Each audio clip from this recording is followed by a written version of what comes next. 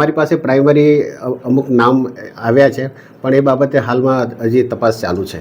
કલમ છે હાલમાં કઈ લગાડવામાં આવ્યું છે?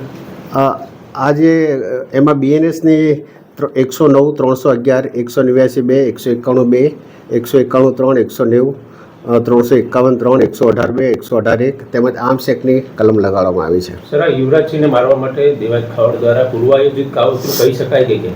આમાં એવું છે કે જે ધ્રુવરાજસિંહ છે એમણે અગાઉ પોતાના ત્યાં એક ડાયરાનો કાર્યક્રમ આયોજન કરેલો હતો.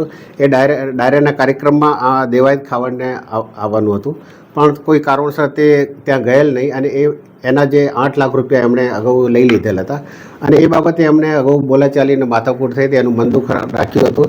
અને આ ધ્રુવરાજસિંહ હાલ અહીંયા સાસણમાં પોતે આવ્યા છે. એ બાબતની આ લોકોને માહિતી મળી, એ અનુસંધાને એમણે એની રેકી કરી અને તપાસ કરી અને એ લોકો ઈરાદાપૂર્વક પોતે કાવતરું રચી અને અહીંયા એને મારવા માટે આવેલા અને એમણે આ ઘટનાને અંજામ આપીને પોતે હાલ ફરાર થઈ ગયેલ છે.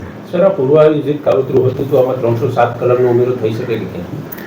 હાલમાં એ પોલીસે એ કલમ ઉમેરી અને એ મુજબ જ ગુનો દાખલ કર્યો છે.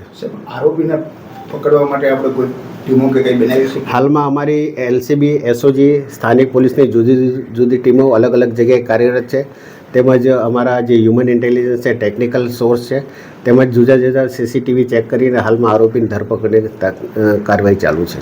સર, આરોપીના અનેક બીજા ક્યાંય ગુના છે કે ગુનાહિત પ્રવૃત્તિમાં આરોપી?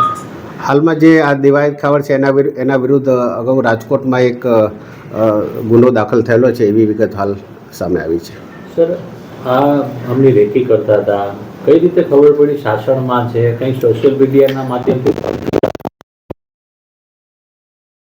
ધ્રુવરાજસિંહ છે એને પોતાના સોશિયલ મીડિયા પર એક એને એકાઉન્ટમાં એક મેસેજ આવેલો કે આ બાજુ આવવામાં ધ્યાન રાખજો, તમને ખાવડ અડી જશે, એ ટાઈપની એક એને પોસ્ટ આવી હતી.